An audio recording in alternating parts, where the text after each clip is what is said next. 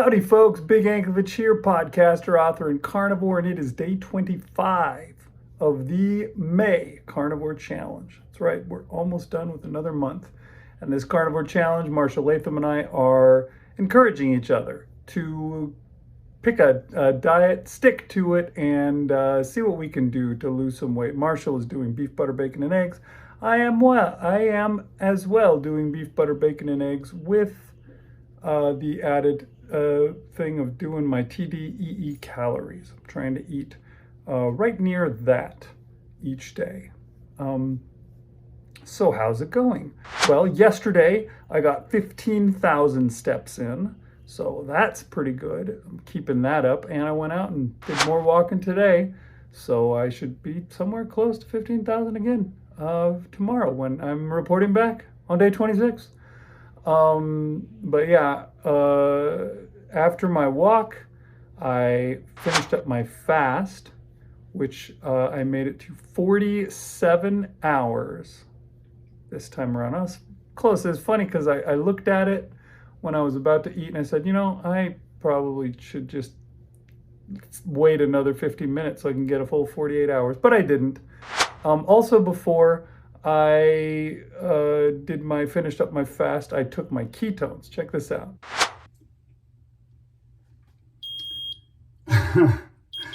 My blood sugar is 43. Oh boy. And my ketones are 5.4. That gives me a Dr. Boz ratio of 7. Best yet. So there you go. That was some interesting numbers, if you ask me.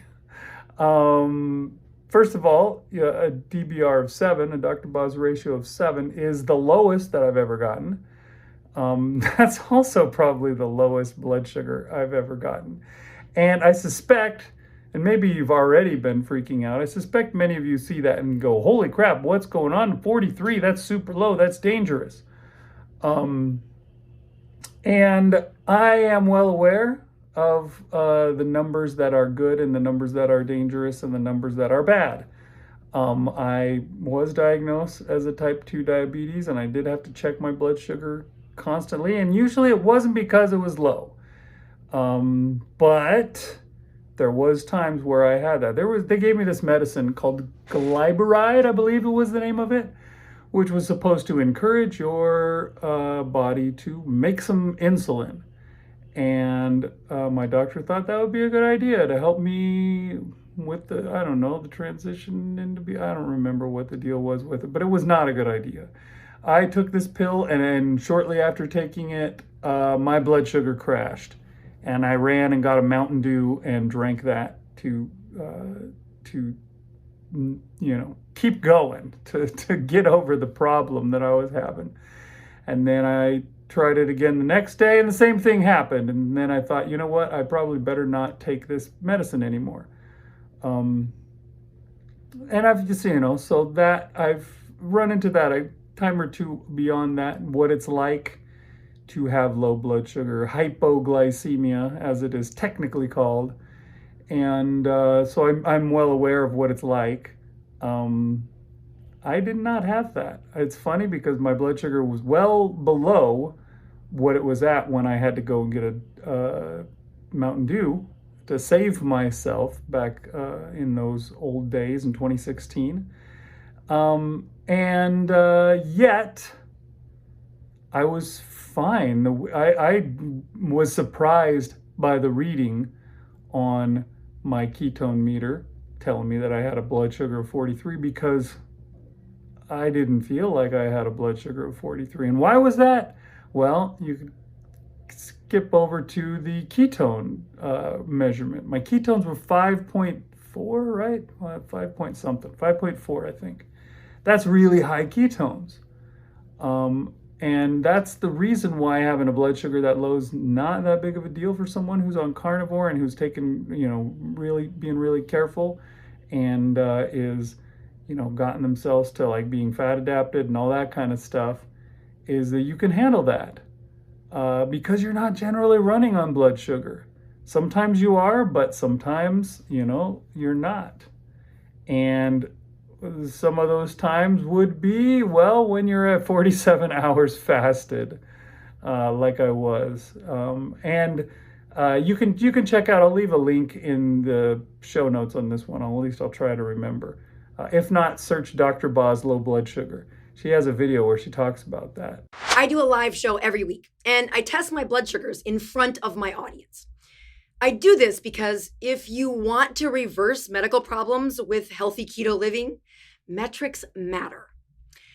It shocks people when I test my blood sugars and I get numbers like this, 49. A few weeks ago, I was near the end of my fast, about 48 hours in, and my blood sugar came back this low.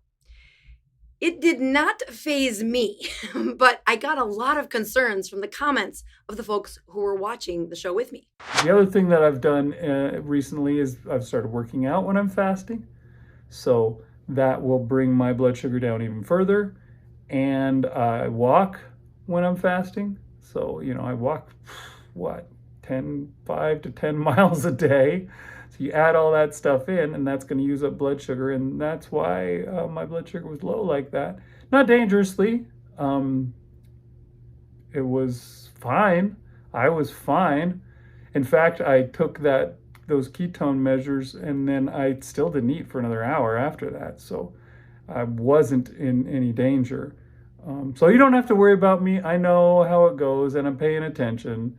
And I think I'm doing pretty good, to tell you the truth. And 7 Dr. Boz ratio is good. I know, obviously, it's not like it's the lower the better, so I don't want to get down to like a 10 or something like that. I'm not trying to do that, but I am trying to be fasted, and I am trying to, live on meat alone, and I feel like I'm doing just fine. And I have yet, with all these low blood sugar readings, have yet to feel very bad, or even slightly bad, to tell you the truth. Feel great. So I can't complain, and you don't need to worry about me. Because yes, I am paying attention, and I'm watching for it, and I know what I'm doing. I have experienced it before, so I know what it feels like. But yeah, after after all that big long spiel, I did also have myself some food. I had my usual TDEE amount of meat today. I had a pound of beef. It was ground beef. Like I said, I was going to do that for the rest of the month. Just do ground beef only for the rest of the month and get myself back in order, which I feel like I have done. And these Dr. Boz ratios down at 7 is some of the evidence of that. But yeah, I just had a pound of ground beef, and then a little while later I had another pound of ground beef. And that's what I've done today. So that is how things are going. Let's head over and see how Marshall's doing. All right. I snuck away here to talk about day 25 of the May Carnivore Challenge. And so no celebration today. All that was over with. So I did continue to partake of the leftovers from the meat and the cheese tray. So when I say meat and cheese, I mean, it's just different types of cheese, like a cheddar, American, and pepper jack cheese. And then there's roast beef, just cold cuts, right? There's ham and roast beef, and there was some turkey and some salami, and I had a little bit of each of those. So, yep, not doing beef, butter, bacon, egg, but I said that yesterday. I don't need to belabor that, I guess. But yeah, to Big's point, I've failed at doing that this month on several occasions. But can always try to do better. But just to give my report, finish up my report, yeah, I continued to eat off that meat and cheese tray because we had more of that left over than other things, which is good because the other things were cupcakes and chips and dips and other junk stuff. Which, the salami and stuff probably isn't the best thing for me to be eating, especially if I'm going to do beef, butter, bacon, and egg. But I kind of went off that yesterday. So yeah. And then we went out to dinner. We went and had a big dinner with just our my parents' immediate family and all the grandchildren and great-grandchildren and stuff like that. So we went out to a big restaurant. But they had steak. So I had a big old steak. I was going to take a picture, but got distracted. I didn't think about it. Just talking to everybody and having a good time. So just had water to drink and had that. I did have, though, I have to admit, because they have all of these side dishes. It's kind of a supper club kind of thing. And they have a bunch of sides that come with everything. Well, I guess most of the sides aren't that bad. I had there was some salami and cheese there that I ate. And then they had anchovies. And I don't always like anchovies, but I like their anchovies at this restaurant. And so I had a few, 2 or 3, maybe even 4 anchovies. But that's all good, right? That's fish. I mean, there's a lot of salt in it. But, it's like eating a sardine, right? So I had 4 anchovies there. But I did have a couple of, so they had like spaghetti that came out as a side for all the tables. And then they had French fries and some raviolis. And then, of course, they had some sweet potato salad, that kind of stuff. But I did have a couple of the raviolis. I was tempted and I gave into that, but I could have had a lot more, but I didn't. But I did have a couple of those, probably 2 or 3 of those, and they were small, but it doesn't matter. It's still pasta. It's still not good for me to eat, but I did eat that, I have to admit. But that's pretty much my whole report for day 25. Tomorrow we're heading home, so we will just have stuff eating on the road. We'll probably eat a little bit before we leave and then get on the road. And that's usually pretty easy not to eat anything bad on the road. So that's my report, and I will be back tomorrow. Signing off. Oh no, Marshall. I know it's tough. You're on vacation. It's okay. We believe in you, and we think that you can pull it together. Okay, so go ahead and do that. Come back here with a good report tomorrow, and we will be excited to see it. Okay, we'll be anxiously waiting for it, Marshall. We'll see you then on Big Anklevich on Health.